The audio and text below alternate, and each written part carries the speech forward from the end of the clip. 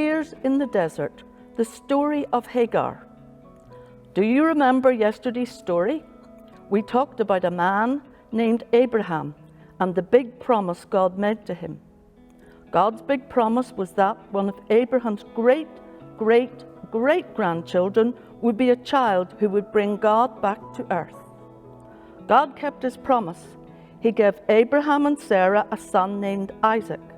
But Abraham and Sarah didn't always keep their promises, and sometimes they sinned in ways that hurt other people.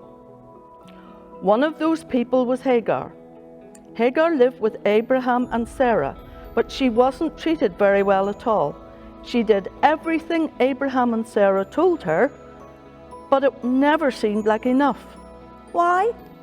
Well, Sarah was jealous of Hagar, and I'm sure you know that you can't be jealous of someone and loving to someone at the same time.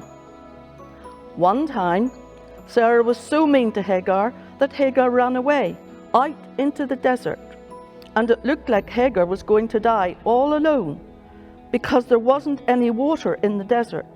But God saw right where she was. God heard her when she was crying, and God came to her and gave her some water. Not only that, God promised to give her a son too. Hagar was surprised that God looked out for her, so surprised that she gave God a special name that means God sees me. I wish I could tell you things were better after that, but when Hagar went back to Abraham and Sarah, they weren't any kinder. So Hagar had to leave again, this time with her son. And just like the last time, they were wandering around in the desert with no water. Just like last time, it looked like Hagar and her son were about to die. Just like last time, Hagar began to cry and cry. But just like last time, God saw her. Just like last time, God heard her. And just like last time, God gave Hagar and her son water.